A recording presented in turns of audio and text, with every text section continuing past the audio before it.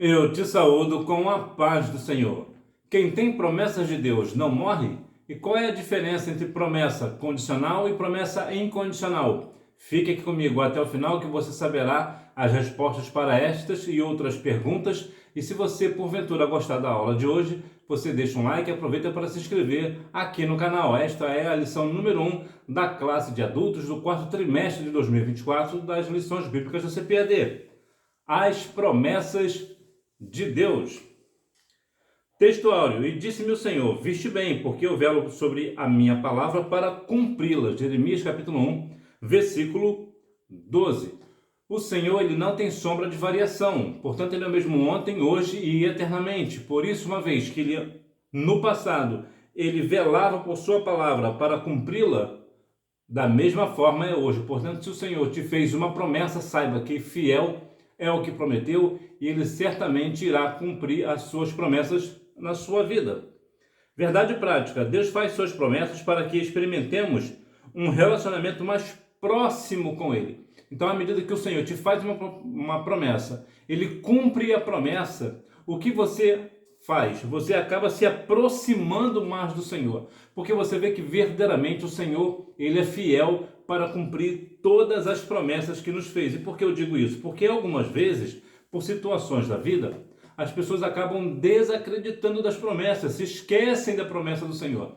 Então nós devemos ficar firmes nas promessas do Senhor, para que assim venhamos experimentar com mais profundidade um relacionamento com o Senhor. Introdução: as promessas divinas têm como objetivo atender aos desígnios de Deus. Para se concretizarem, elas dependem da fé plena nele e em sua palavra. Então vemos que as promessas divinas têm o objetivo de atender os propósitos de Deus. O Senhor, quando ele faz uma promessa, ele tem um propósito naquela promessa. Lá em Gênesis capítulo 3, versículo 15, quando ele fala ali de Cristo, que iria vir, o que ele tinha ali? Ele tinha um propósito, ele tinha um objetivo para fazer aquela promessa. E verdadeiramente ela se cumpriu. Outra promessa interessante de lembrarmos é sobre Joel capítulo 2, versículo 28, que é o derramamento do Espírito Santo que se cumpriu lá em Atos dos Apóstolos, no capítulo 2. Portanto, as promessas do Senhor, elas têm um propósito, de verdadeiramente mostrar um propósito de Deus para conosco, para a sua igreja, para todas as nações e para o mundo. E para se concretizarem, ou seja, para se tornarem reais, de fato, fazer de fato acontecer, sair da teoria, vamos assim dizer, para a prática, o que precisa? Precisa que as pessoas, cada um de nós tenhamos fé no Senhor e também confiemos em sua palavra. Já já eu vou falar para você a resposta sobre a questão de quais são a diferença entre promessas condicionais e promessas incondicionais. Por que eu digo isso?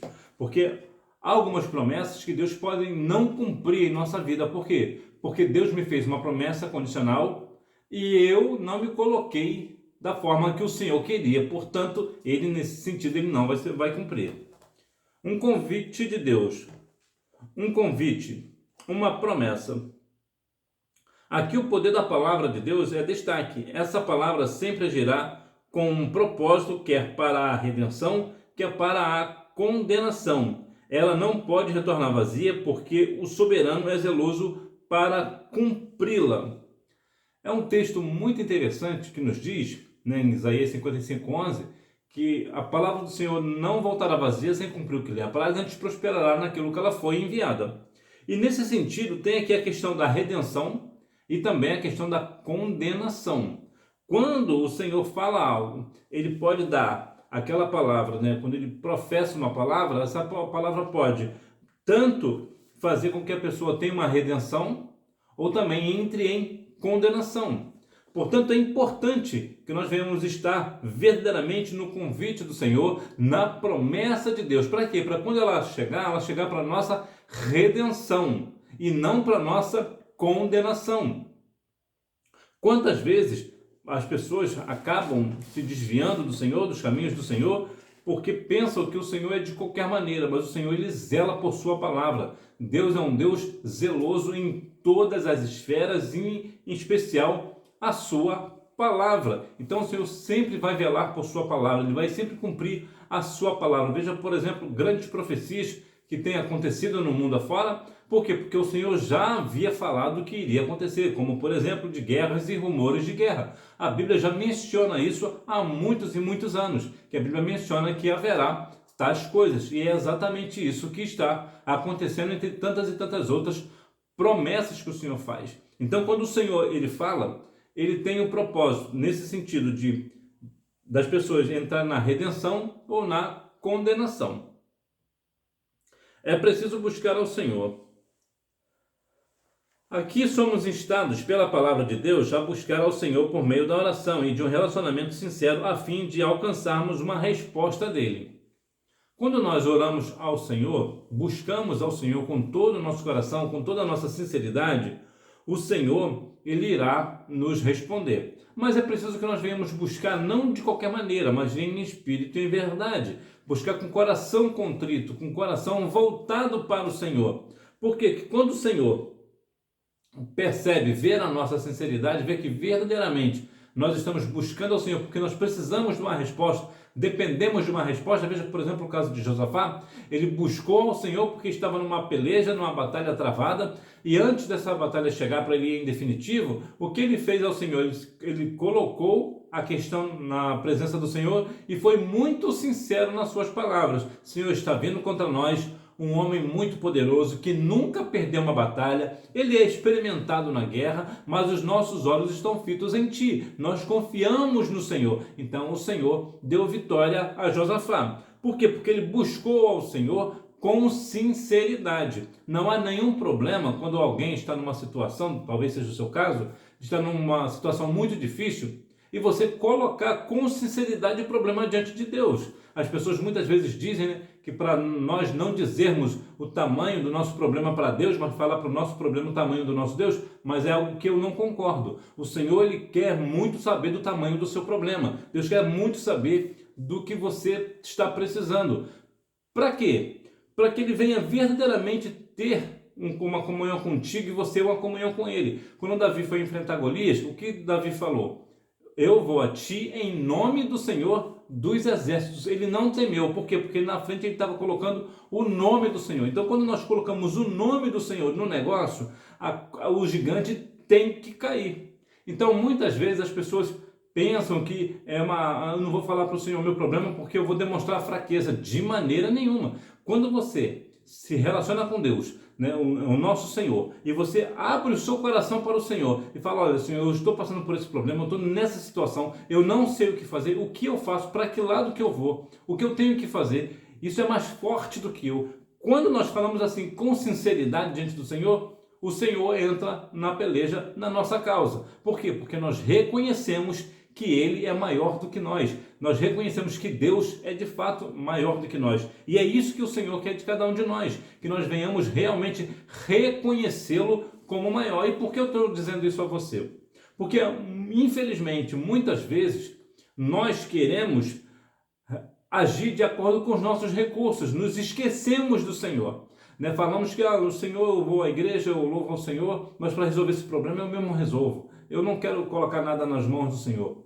Agora, é importante lembrarmos que João 15, capítulo 5, nos diz o quê? Que sem o Senhor nada podemos fazer. Se você está respirando agora, é porque o Senhor te permitiu respirar. Se você está caminhando, da mesma maneira. Se você está se alimentando, da mesma forma. Então, nós não podemos fazer absolutamente nada se o Senhor não for conosco. O Senhor, Ele pode, e em uma hora acontecerá, tirar o nosso fôlego de vida a qualquer momento. Quantas pessoas estão por aí e de repente estão numa situação completamente aleatória e o Senhor chama para a eternidade? Na frente das pessoas, muitas vezes situações onde as pessoas estão sendo filmadas, né? E nós vemos a pessoa partir ali para a eternidade na frente de todos. Então veja que o Senhor, até o nosso fôlego de vida, é o Senhor quem dá. Então, quando nós temos que fazer algo, por menor que seja, nós devemos apresentar ao Senhor: Senhor, eu estou indo ali a bater ali na porta daquela empresa porque eu preciso de um trabalho, está nas suas mãos, e vai lá e põe um currículo, é algo assim. Então nós devemos ter esse posicionamento em tudo que nós vamos fazer. Nós sempre colocar nas mãos do Senhor. É preciso se arrepender. Na busca sincera a Deus, devemos nos converter ao Senhor de todo o coração, pois Ele é poderoso em perdoar.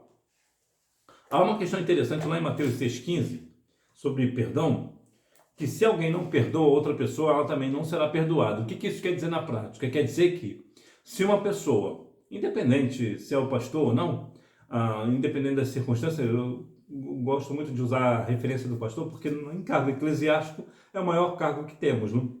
Então, o pastor, por exemplo, se o pastor não perdoar uma outra pessoa que pediu perdão a ele, esse pastor ficará de fora das mansões celestiais. Da mesma forma, um adolescente, um jovem, uma irmã do círculo de oração, quando não há perdão, essa pessoa não vai entrar nas mansões celestiais. Portanto, é importante que nós venhamos reconhecer, nos arrepender verdadeiramente dos nossos pecados diante do Senhor, mostrar o nosso pecado ao Senhor. Senhor, estou pecando nesse sentido aqui, isso aqui é o meu ponto fraco, eu sempre tenho caído neste pecado, e se converter verdadeiramente ao Senhor, porque sem arrependimento, como é que o Senhor vai nos perdoar? Nós devemos nos arrepender dos nossos pecados e pedir perdão ao Senhor, porque o Senhor grandioso é em perdoar. E é interessante também notarmos que ao pedir perdão e sentir o perdão de Deus, nós devemos o quê? Parar de cometer aquele pecado. Sinopse: as promessas de Deus estão firmadas na veracidade da sua santa palavra. Então, uma vez que está na palavra santa do Senhor, as escrituras sagradas na Bíblia, nós podemos e devemos acreditar. Por quê? Porque verdadeiramente o Senhor dará vitória ao seu povo, porque Ele é fiel e justo. O Senhor certamente, Ele vai sempre cumprir as suas promessas. As promessas e seus fundamentos. A promessa na Bíblia. Ainda no Novo Testamento, Deus Todo-Poderoso realiza novas promessas como extensão da obra salvífica de Cristo, em que os fiéis que dormem no Senhor serão ressuscitados e os corpos dos que ficarem vivos serão transformados por ocasião do arrebatamento da igreja. O Senhor sempre faz promessa, né? Lá no Antigo Testamento fez lá as promessas a Abraão, Isaac e Jacó, falou ali muitas vezes sobre a questão de ser abençoado, né? Para Abraão, por exemplo, que seriam benditas todas as nações do mundo, né? Todas as nações da terra. O Senhor também no Novo Testamento ele nos trouxe uma promessa muito interessante sobre a questão de, na ocasião do arrebatamento, os que dormem no Senhor terão seus corpos ressuscitados e os que estiverem vivos, o corpo glorificado. Na verdade, na bem da verdade, ambos serão glorificados, né? Se nós olharmos bem, ambos serão ressuscitados, né? Os que estão mortos, claro, ressuscitarão e terão corpos glorificados. E nós que estivermos vivos, nós, claro, teremos nosso corpo também glorificado. O que é isso? Isso é uma promessa. Então, há aqui uma questão, um fundamento da promessa. O fundamento da promessa é o Senhor. O Senhor ele sempre nos traz algumas promessas. Há algumas promessas, inclusive, que são específicas. Por exemplo, o Senhor pode fazer uma promessa para você, unicamente para você. É uma promessa direcionada a você. Não é para o seu pastor, não é para a irmã do círculo de oração, não é para uma criança, não é para um adolescente, é para você, é específico. E existem profecias que são muito, de fato, são muito específicas, né? São muito diretas. Então, por isso nós vemos aqui uma promessa para a igreja. Por que para a igreja? Para todo o povo salvo na pessoa de Cristo. Isso é interessante porque aqui amplia o leque da promessa. Mostra todas as pessoas de todos os tempos herdarão a mesma promessa. E qual é essa mesma promessa? Que na ocasião do arrebatamento terão seus corpos glorificados, ou seja, não conhecerão mais a morte. Deus é infalível. Essa afirmação está fundamentada em seus próprios atributos incomunicáveis, isto é, servimos a um Deus onipotente, onisciente e onipresente. Com atributos incomunicáveis, nos referimos aos atributos que ser humano algum pode ter, somente Deus. Deus é o único ser que é onipotente. O que é ser onipotente? é ter todo o poder. Ele pode todas as coisas, ele pode fazer o que ele quiser, porque ele tem poder para isso. O que é onisciente? É aquele que conhece toda a ciência. Não há nada, não há nenhuma ciência no mundo que ele não conheça. Ele conhece toda a ciência e onipresente, como o nome já sugere, ele está presente em todos os lugares. Eu aqui vou acrescentar também a questão da presciência. Apesar da presciência já estar incluída aqui na onisciência. O que é a presciência? A presciência é a ciência de saber o que vem depois. Por exemplo, lá em Gênesis 3,15, quando Deus falou a respeito de que Cristo viria, ele já sabia que haveria ali no jardim a queda de Adão e Eva. Então, ele já, como tem a presciência, ele já tem aquele plano do que vai fazer depois. O que acontecerá depois que Adão e Eva pecarem? Eu enviarei o meu filho. Então ele tem a presciência, né, que é a ciência de saber o que vem depois. E somente Deus tem isso. Por quê? Porque Deus, ele é onisciente. Então, por ele ser onisciente, ele é o único que tem presciência. Deus zela por sua palavra. Há uma declaração solene do profeta Jeremias a respeito de como Deus cumpre a sua palavra. Ainda veio a minha palavra do Senhor dizendo: que é que vês, Jeremias? E eu disse: vejo uma vara de amendoeira. E disse-me o Senhor: viste bem, porque eu velo sobre a minha palavra para cumprir. Cumprir a palavra. Nós vivemos hoje num mundo tão tecnológico, tão infiéis, né, na verdade, de modo geral, né? É claro, existem exceções, mas que, se você tiver um pouco mais de idade, você certamente vai se lembrar de quando você tratava algo com alguém, bastava a sua palavra e a palavra daquele outro alguém e o negócio estava fechado.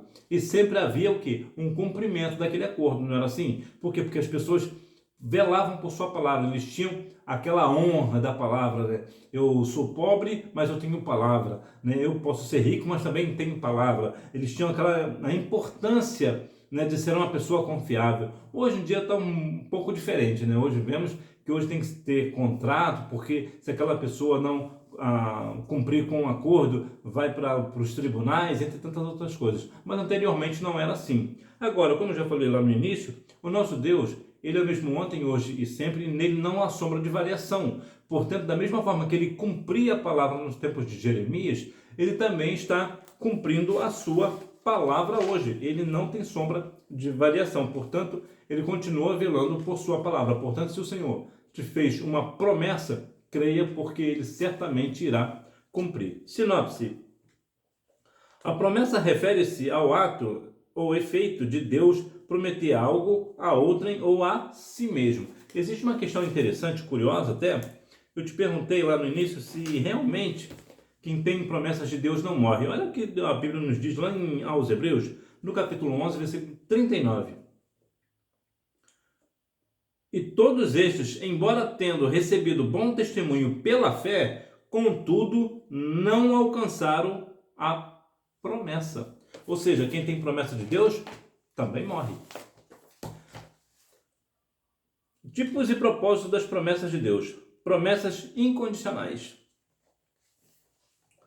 As promessas incondicionais são as que independem das circunstâncias, de tempo ou de atitudes do destinatário. Por exemplo, a promessa do nascimento de Jesus proveniente de uma virgem. O local do nascimento de Jesus, em Belém da Judéia, que Jesus seria chamado Emanuel, Deus conosco. O que isso quer dizer?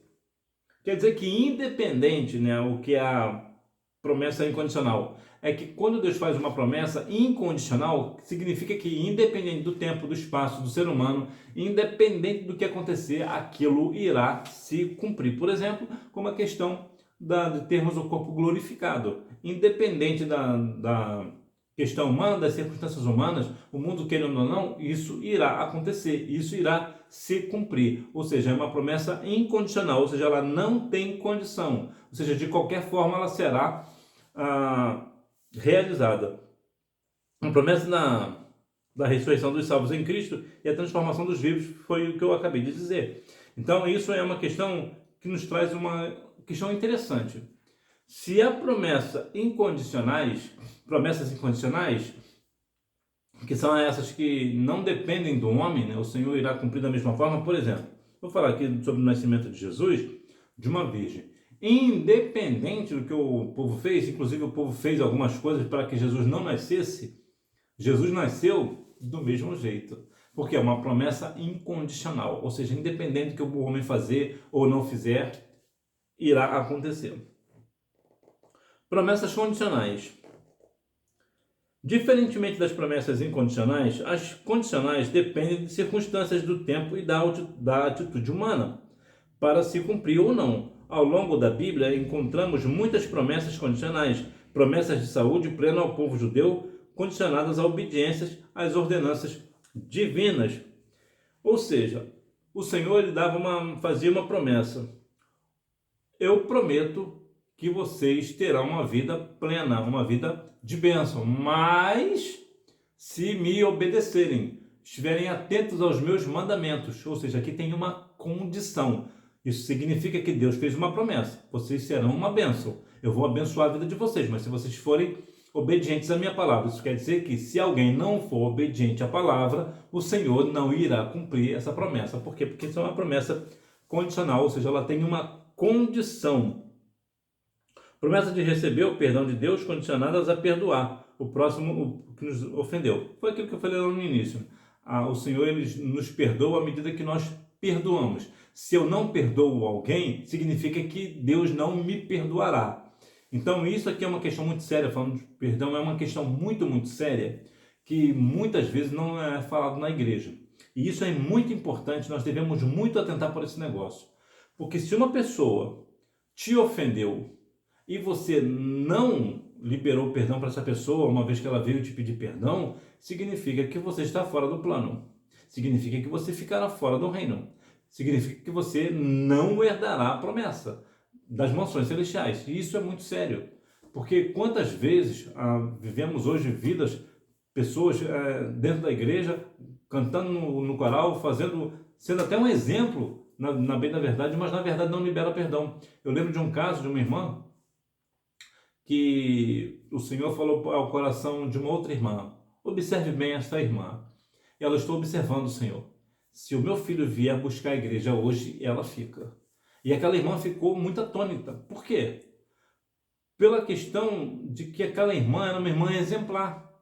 Ela ia às escolas bíblicas dominicais, ela ia para os cultos de doutrina, ela zelava muito bem do templo, ela ia nos cultos, ela era uma irmã que cantava muito bem, que falava muito bem, era uma pessoa que todas as pessoas gostavam. Aí essa irmã questionou o Senhor: então por que não, Senhor? Por que ela não sobe? Aí o Senhor falou ao coração dela: porque ela não libera perdão. Então, independente do que a pessoa estiver fazendo, se não liberar perdão, não entrará no céu, de maneira nenhuma. Por quê? Porque aquela pessoa que não perdoa e não pede perdão, ela não será perdoada por Deus. Então, é importante que nós venhamos viver uma vida de perdoar uns aos outros. Tem situações difíceis nesse sentido? Sim, existem. Existem situações muito delicadas, muito complexas, mas que precisam ter questão de perdão. Eu já falei aqui em outras ocasiões, mas eu sempre gosto de falar porque é um grande exemplo para mim. Apesar que me traz uma grande tristeza o que aconteceu, né? Na minha igreja tem uma irmã que ela perdeu a sua filha, né? Ela foi brutalmente assassinada pelo seu companheiro. E essa irmã, ela perdoou o assassino da sua filha. Eu achei isso algo espantoso. Me traz tristeza porque era uma pessoa que eu amava profundamente, né? Era uma jovem que eu gostava demais, era como se fosse minha irmã. Então veja que há uma situação aqui de perdão. E isso sim é algo que vem da parte do coração de Deus, né? Quando nós perdoamos alguém, ainda mais numa relevância dessa, numa situação dessa, delicada dessa. Então nós devemos liberar o perdão, porque, repito, aquele que não libera perdão não entra nos reinos dos céus, como nos diz Mateus capítulo 6, versículo 15. O propósito das promessas de Deus. Ao longo da Bíblia percebemos diferentes propósitos para Deus cumprir suas promessas. O primeiro deles é o de Deus estabelecer uma aliança com o ser humano. O Senhor tem muito essa questão da aliança, né? Fez aliança com Davi, por exemplo, né? O Senhor sempre tem essa questão de aliança, de fazer um acordo, de fazer uma aliança, um concerto. O Senhor sempre quer a presença do homem. Por quê? Porque o homem é a coroa da criação, e é bom lembrar que quando eu falo do homem, a coroa da criação, eu estou falando da raça humana, homem e mulher. Então, o Senhor quer os seus filhos próximos. É da mesma forma um bom pai. Um bom pai, independente de quantos filhos ele tem, ele quer sempre todos os filhos próximos dele, perto dele, de preferência morando na mesma casa, né? Então, aqui é essa dinâmica que o Senhor traz para nós. O Senhor quer que cada um de nós, cada um dos seus filhos, estejam na sua presença. Segundo, de reconsiderar o destino da raça humana, dando-lhe mais uma oportunidade. O Senhor nos dá uma outra oportunidade. Por que outra oportunidade? Porque Adão e Eva pecaram no Éden, lá no jardim. Então, uma vez que eles pecaram, eles deram legalidade ao adversário para o adversário entrar e na questão também o pecado. Então, nós somos destituídos da glória do Senhor. Nesse sentido, nós estávamos perdidos. Então, o Senhor nos deu uma outra oportunidade, que foi o nascimento de Cristo. Então, o propósito das promessas de Deus tem esse sentido, de nos dar mais uma oportunidade de estarmos diante do nosso Deus, diante do nosso Senhor e Salvador Jesus Cristo. Portanto, nós devemos nos apegar a esta promessa e ao propósito das promessas de Deus para com a raça humana. Sinopse: ao longo da Bíblia, Deus revelou diferentes propósitos para fazer cumprir as suas promessas. Conclusão: Deus é soberano e zela pela sua palavra. Aprendemos que promessa é um compromisso de Deus a respeito de algo com alguém. Há promessas condicionais e incondicionais. Então aqui uma questão importante de, mais uma vez lembrar que Deus é um Deus zeloso. Deus, ele cumpre por sua palavra. Uma vez que ele falou, ele irá cumprir. Claro, existe a questão da promessa condicional e a incondicional. Se Deus fez uma promessa condicional, então existe uma condição para aquela promessa ser cumprida. Mas se é uma promessa incondicional, não existe nada, absolutamente nada, que alguém possa fazer para impedir. Ela acontecerá. Então, nosso Deus é um Deus zeloso. Por toda a palavra, nós vemos Deus cumprir as suas promessas. Então nós devemos a cada dia mais estarmos mais firmes na presença santa do Senhor, sabendo que o Senhor é fiel e justo e Ele certamente irá cumprir as suas promessas.